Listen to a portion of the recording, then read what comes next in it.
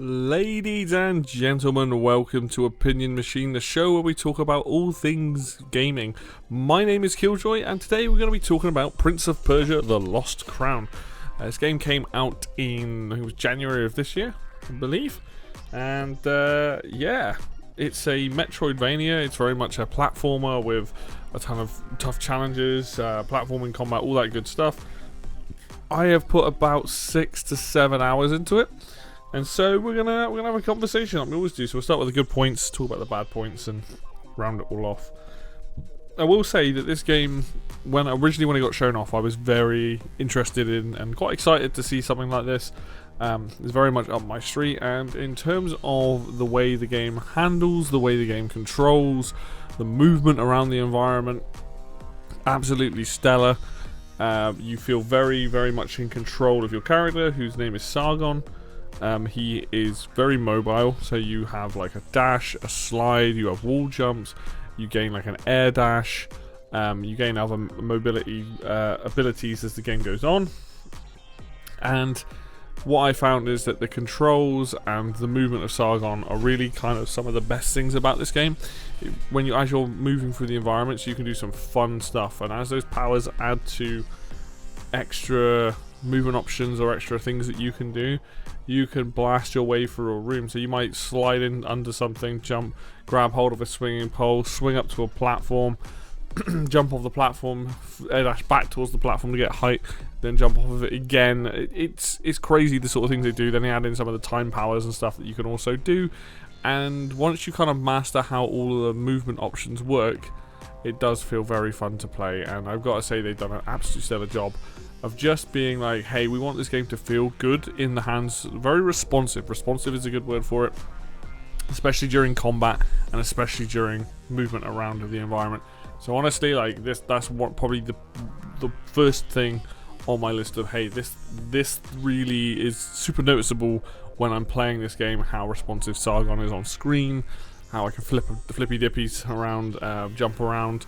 And same with combat, where I can go between my combos and avoid, and you can basically dash out of anything, to my knowledge, and dash and or parry out of everything. So it allows you to that freedom of, you're not locked in. It gives you that freedom to move around, which is awesome. So that's it, and especially in a Metroidvania game, you want to feel like you have a lot of movement options. You want those movement options to feel good in multiple ways. So like, for example, being able to slide not only allows you to get around the environment, allows you to dodge under enemies.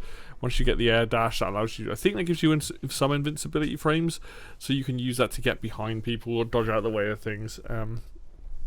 All in all, the way that the controls are in this game and the way that the character handles are very good. Talk about combat, because the game is pretty much in 3 parts. You've got exploration, you've got puzzles, and you've got combat. We'll come back to the puzzles in a minute. Combat in this game is very, very good. It feels good, like I've just been saying. You have combo attacks with your swords. You then get a bow, which you can also use as a chakram. You have the ability to smack enemies into the air. You have the ability to do air combos, follow-ups from those combos. You gain powers later on that you can also combo into. You have like ground sweeps. You have a slide into a up kick that knocks people in the air, a slide into a back kick if you go behind them. There's a lot of combos in this game, surprisingly so. You can also upgrade your amulets, which we'll come to in a little bit, that can add extra attacks on. So when it comes to combat, you never feel particularly limited. You can dash towards someone, do an air combo, slam down, do a ground combo, knock them back up into the air, do an air combo, knock them up even more. The longer you put that enemy in a stun state, in a bait, which is basically where they can't react. Not every enemy's like that, but a lot of the smaller enemies, if you can get to knock them into the air, hit them a few times, or hit them on the ground, then knock them into the air, smack them around in the air, knock them up again, slam them back down, do another ground combo, you can pretty much just like kill most of the enemies in it. It's very satisfying. But like I said, you can dash out of combat as well, so you can slide under somebody while they're doing an attack, come back into a back attack. You can parry as well. You can parry a normal attack as I'm not sure what the timing is on it, but it's probably about 10 frames, I would guess. It's probably, I could be wrong, but basically his animation is he puts the two swords together and like a white line goes across them, and when that ends, the parry ends.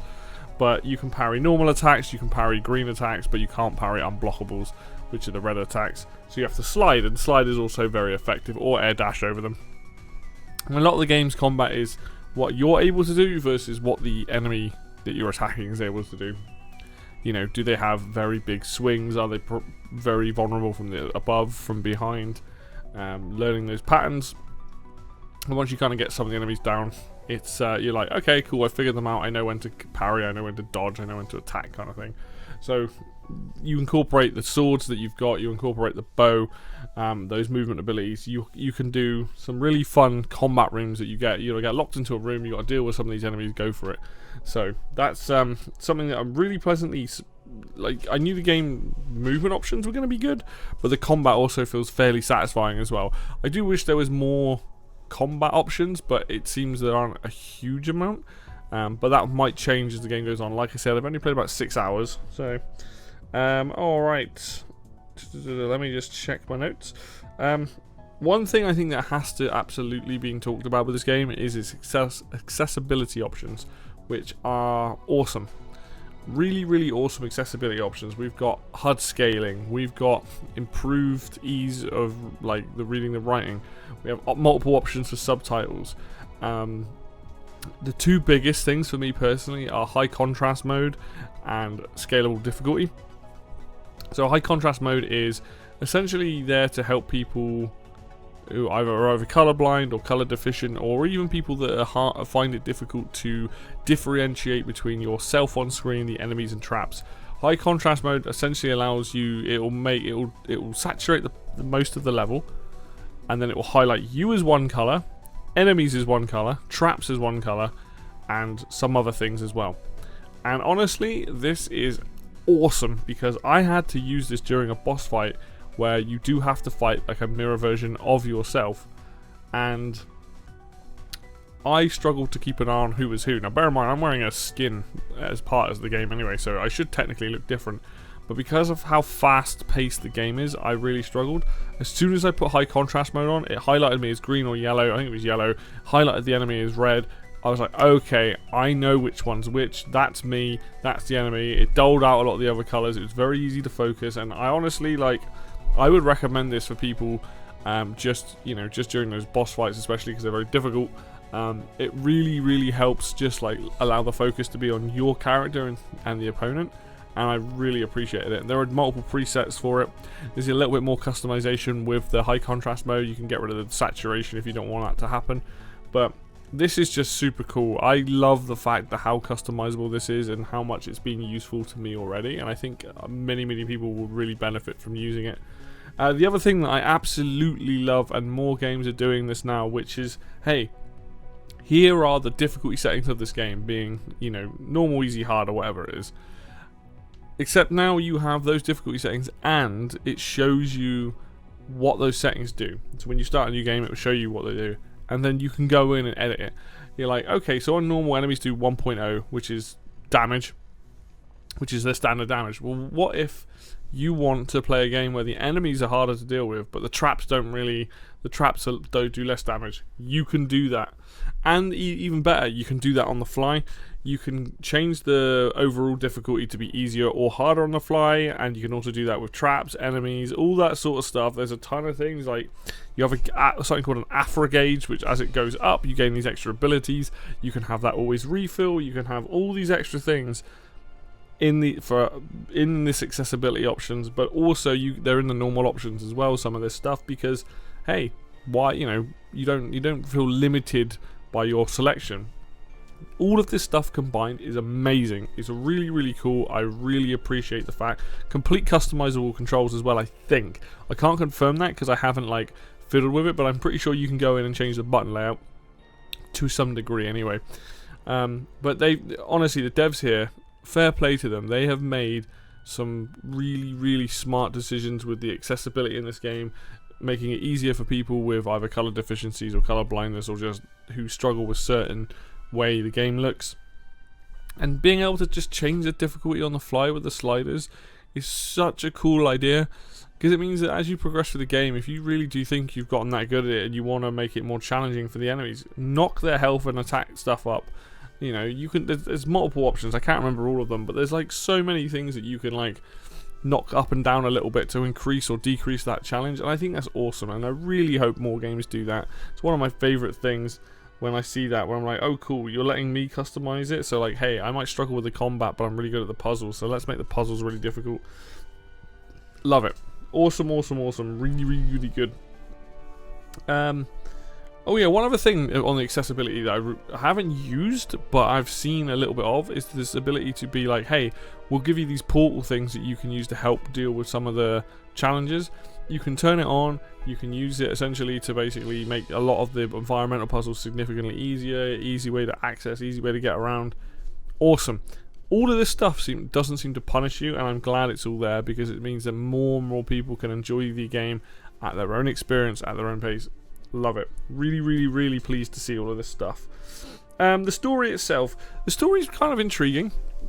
I think Zircon is an okay character. He doesn't seem particular. He's just like, you know, he's just your standard kind of like player character. He's part of the Immortals. There are a bunch of other Immortals, and they all have their elements that seem fairly interesting. I'm not massively sold on them, but they're all passable and they seem fun. I think what's more interesting is the fact that this game is set with a lot of time stuff, shenanigans, we'll say, going on, which lead to you either combating yourself, finding people that have been there for like an hour, have been there for like 3 days, all sorts of kind of crazy things that are going on. And I kind of like appreciate the fact that, hey, there's a little bit of mystery here. There's a ton of lore based around this citadel that you're in. Really intriguing enough for me to want to know what's going on, what happened, why it is the way it is, why is this place cursed, all this stuff.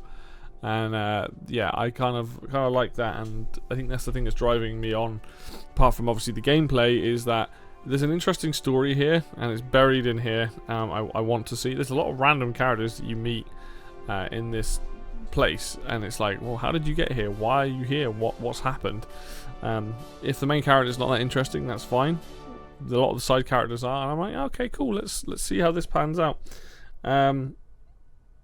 So the map and the locations. The map in this game is massive, like really big, and I don't know if that's just it's bigger than the actual map is itself, or if it is just that big and I haven't really uncovered a lot of areas yet. It is huge, but luckily most of the places you go are fairly different. So you have like your main lower city, which is very much given that sort of what you'd think is like a Persian vibe. Lots of like pillars. Obviously it's very sandy looking because of the location. You then have like the sacred archives, which are a fun area. You've got like a jail cell type area. You've got like a harbour on the right side of the map. You've got a forest. You've got dungeons and depths. I won't say that the game's not like the best looker. The game isn't like the best art style either, but it does well enough to differentiate between which area you're in and the sort of like what's going on. I mean, you go to the sacred archives and places like that. It's very science based, and there's like a planetarium, all this sort of stuff going on there. I've still got more areas to explore, but I kind of like what I'm seeing. It seems mostly interesting. Like going to these different places and having, you know, a more natural look, a more human-made look, a bit more magical look. It works. It works very well. There's no area I've gone to that I think Crisis just looks awful. The depths is not exactly a pleasant area to be in, but it's also not that bad either. Like it differentiates itself. It's very obvious that there's a lot of like goo and gunk and stuff going on down there. It's very much like a sewers, which works fine.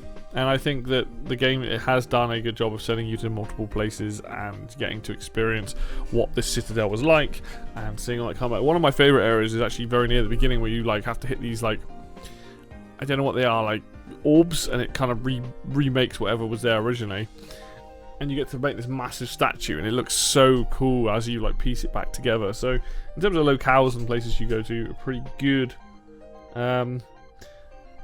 One thing I do kind of appreciate is the amulet system in this game as well. So you have a lot of upgrades. So the way the game works is you have crystals or gems or something that you collect that you can spend on upgrades. So that might be increased health, that might be increased health potions, which also help with things. That can be increasing your weapon power, getting more amulets, upgrading those amulets. You have that. You have the amulets themselves, which give you buffs, and then you also have these other extra collectibles that can also help. So you can get more amulet slots.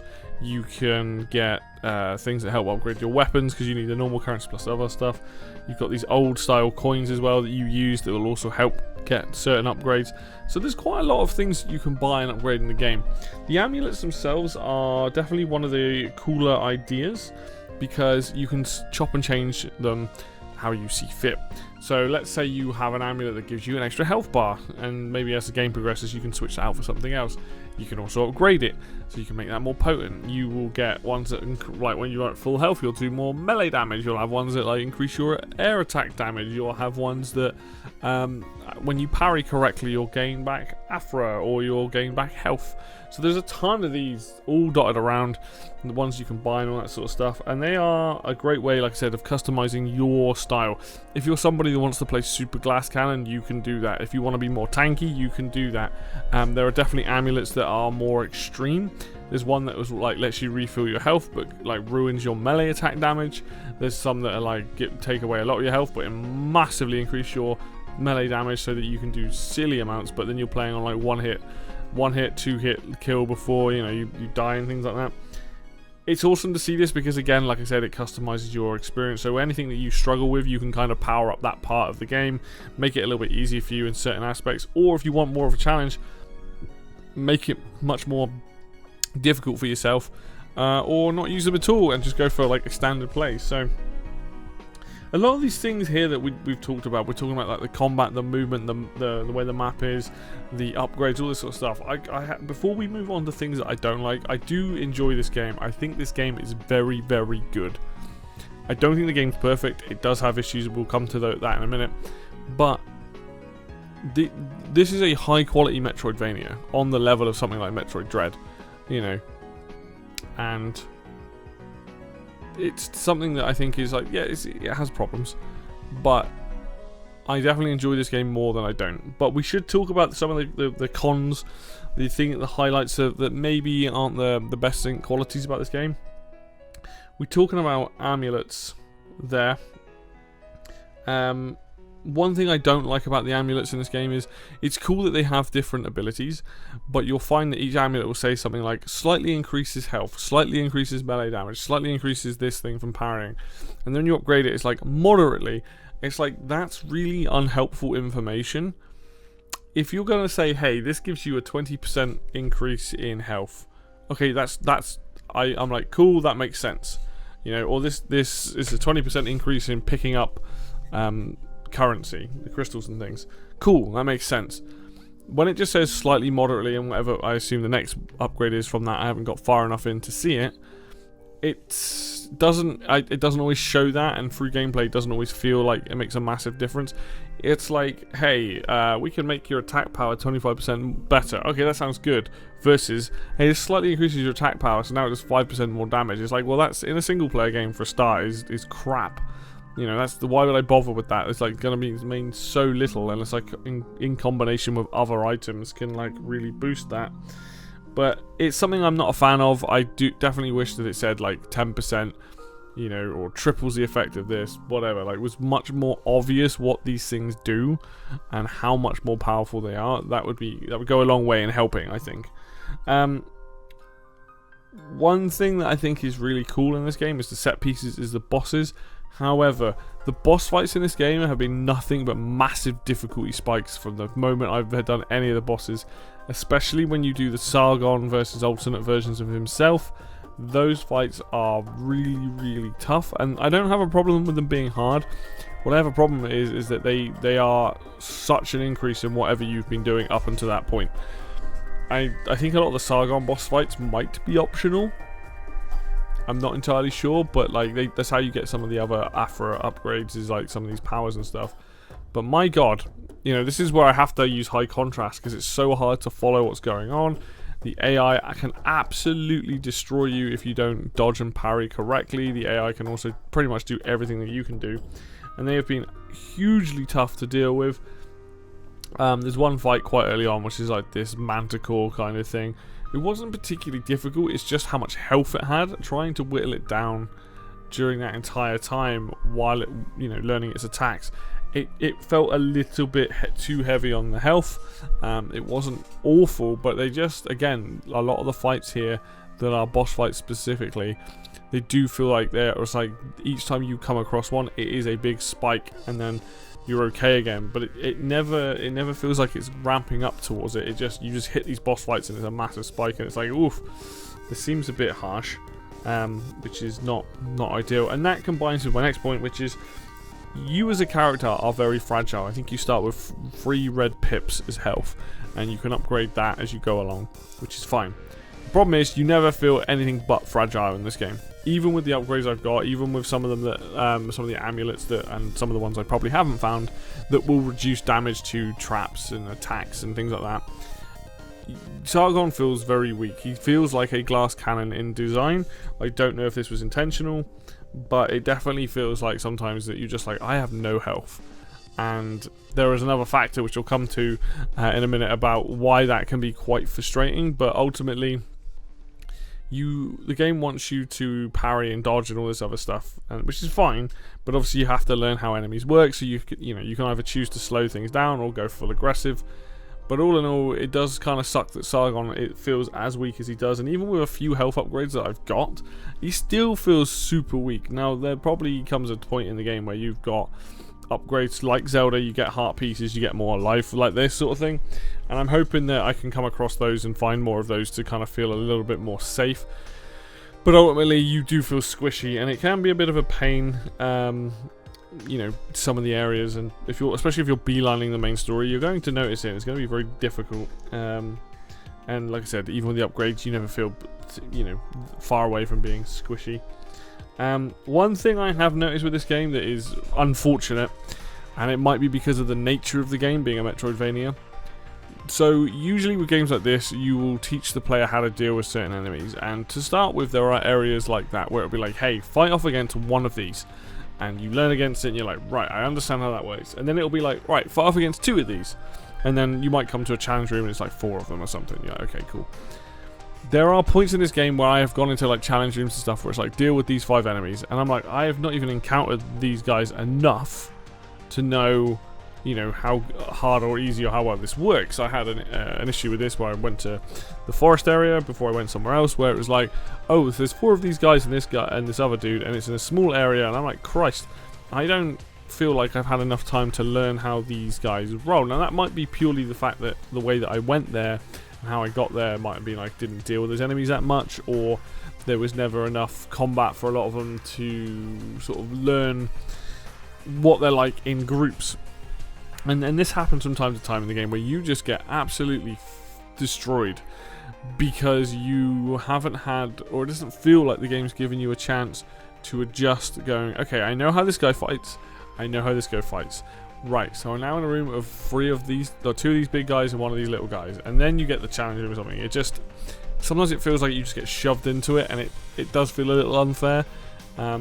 Now I know some people are going to like that. I will say the difficulty obviously is obviously a big stickler with me sometimes, but I just think it's the it just feels like I've hit certain spots where I'm going, Christ, that's a lot of enemies to deal with in a very small space, and it does feel kind of like difficult to deal with. So not ideal, but not a game breaker. You just have to kind of learn and smash your way through it. One thing I definitely am not a fan of, it's a trend I hope goes away at some point, but it probably won't, is this idea that when you die you drop currency. It's not extreme like something like Dark Souls, where if you don't get your soul back you lose everything. It's a case of, I think you drop like 10 or 20 of these crystals from your currency, which in combination with trying to find fast travel points, which is another thing I'll get to, it can be annoying when you've banked up a load of money to go and spend it to then just like die. And it is annoying. I absolutely hate it. I wish there was a way of just turning that off in the options where that didn't happen. Yes, it's not a huge amount, but if you've just gone and killed off a bunch of enemies, got a bunch of crystals, heading back, get killed, and you're like, damn, I'm a little bit short, it's just a bit annoying. Don't do it. Take that stuff away. Fast travel. So there are 2 things in the game. So you have like these save points, which are like these what they call whack trees that you save at and you upgrade and switch out your amulets.